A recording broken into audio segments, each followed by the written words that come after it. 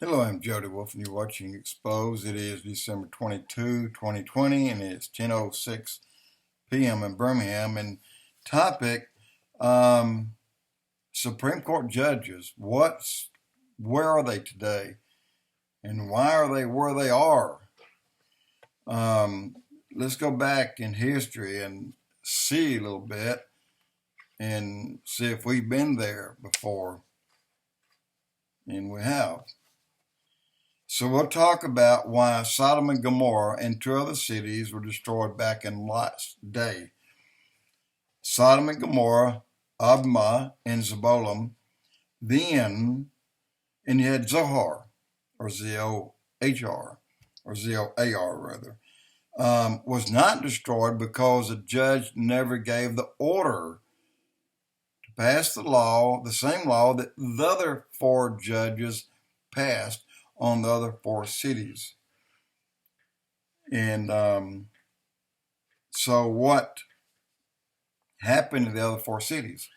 Well, the two angels came in to get Lot, his family, and get them out because God was going to destroy the city. And the angels told Lot, he said, well, we're going to stay out here tonight. Lot said, you can't do that. Lot did not know they were angels at the time, but he told me he couldn't do that. And he said, you don't know what they'll do out there. So anyway, they didn't stay out. But during the night, they tried to break in from the outside to get to the angels. And finally, everyone that would do so or get near them would be struck blind. And so the angels lasted the night, and Lot even tried to give up his two daughters, virgin daughters, freely to those if they left the two men alone, and they wouldn't have it. They wanted those two men. They're too cute to give up. And that tells you what kind of people they were right there. But these aren't the only four cities, guys. There's 9 other cities, or say 9, there's 7 other cities that disappeared in a way that almost, how do you put it? Well, was it it wasn't hail and brimstone and fire and brimstone that fell on these 4 cities, except one other, and that would be the ancient city of Pompeii in Italy. Now, it appeared that it had burned. It showed people as the ash captured them and burned them alive, just vaporized them. It left their outline of their bodies there. And so you had that one. I can't pronounce half of these cities, but they were found in Pompeii under a layer of ash.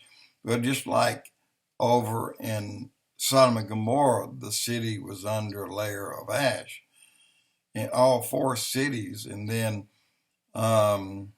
they were destroyed because of extreme homosexuality, and God's wrath came upon them. And then you go into Kalhuke, Turkey. That's the only way I know how to say that. It's in a long time ago, and I don't believe it goes back this far, but 7,500 BCE, I don't believe that. That's too far back. But interesting that they lived underground in honeycomb-like homes. The dead family members used to bury in the floor of each home their dead, considered to be one of the world's earliest urban civilizations, but just disappeared. No one knows why. Why it was abandoned. But they're there, and something happened to them like overnight. And then you have Thonis, Egypt. The same here. It was 8th century now, BC. Thonis is one of the wealthiest cities due to his incredible monuments, rich merchants, and huge buildings. Its decline began in 300s CE after Christ. With the rise of Alexandria, the city was drowned in the Mediterranean Sea. Well, could that be a judgment? I think so. Machu Picchu, Peru, we know about that. They sacrificed babies, nothing else, just babies to gods. Babies. They killed babies. So they disappeared. And surprise, we have another one, Derinkayu in Turkey, and another underground city of 20,000 people, livestock, kitchens, a church, winemaking factory, and all these tunnels, underground civilization that just disappeared, that just wiped away, and then somebody reopened it for tourism in 1969. They found it, and they're just digging this stuff out. But here's a strange one, Cahokia, United States. Sounds like an Indian name with a C, Cahokia. Hundreds of years ago, Cahokia was the biggest city in North America, located near the Mississippi River. There were plazas and very enormous agricultural systems with tributaries of the Mississippi used for irrigation of fields there. There are no records about the decline of such an enormous urban civilization. What happened? I mean, the largest city in North America? Wow. 300 years ago? I mean, think North America, not only in the United States, that includes Canada. The largest city in North America, it says, that needs to be looked at. I would want to a little further, and I think I'm going to. But it was destroyed overnight. It disappeared, just went away. And you would think, well, Mississippi River ran over its banks and took them out. Well, something would be left, but there's nothing left. Not even but a little hill. In Palenque, Mexico, is one of the Mayan cities, again, 700 to 1100 AD. It was equipped with palaces, temples, and markets. No one knows why this city was turned into ruins, just like other Mayan cities, abandoned in 1400. Warfare, famines, climate change, and all these things are thought to be reasons of the decline of the city. Well, climate change is up and down. It's a never-ending thing. It always happens, and it's happened dozens of times in 6,000 years. But yet, they still try to blame everything going on today of climate change that we're causing. But yet, every time one volcano erupts, what happens? It puts out more pollutants in there than mankind has since mankind's been here. One volcano will do that much. But yet, men are to blame, and cows are polluting too much. The Great Zimbabwe, a city in Zimbabwe, one of the great mysteries of ancient cities of South Africa, was the wealthiest city because of its local gold miners and vast herd of cattle. And it suffered a mysterious decline due to famines and shift in the preferred trade routes. They don't know. I would think that all these cities were destroyed for reasons that sin caused their destruction. That's what I believe. And but there's so much here, I'm not going to get to all of it, so I'm going to get down to what I want to get to. But I want you to hear. So let's jump back, and go way back to Nebuchadnezzar.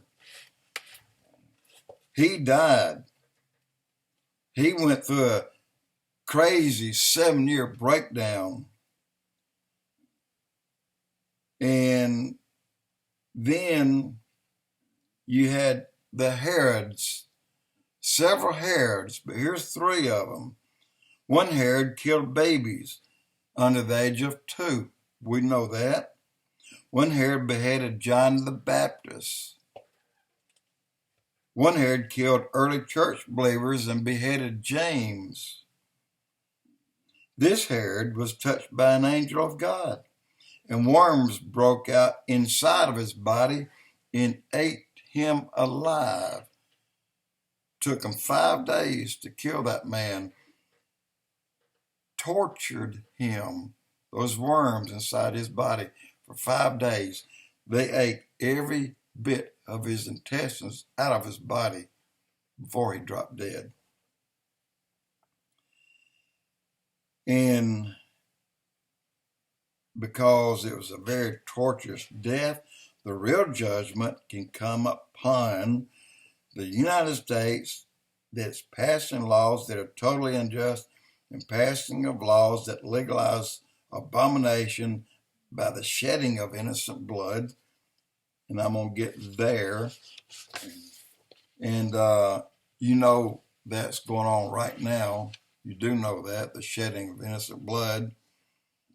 And so let's talk about that real quick. 1963, Supreme Court removed prayer from public schools. 64, Supreme Court removed all Bible readings from public schools. 73, Supreme Court made abortion legal. 2015, Supreme Court made gay marriage legal. 2020, Supreme Court vote to refuse to hear cases on voter fraud because apparently they agree with the outcome of it. Now, I'm not going to go as far as saying Amy Barrett and even 2 others that our president put in agree with them, but at least one of them did. There had to be a 5-4. So one of them did. Mark Taylor, the fireman that saw in a prophecy, said Trump would place 5 Supreme Court judges during his 2 administrations, his 2 4-year terms. So far, he's placed 3.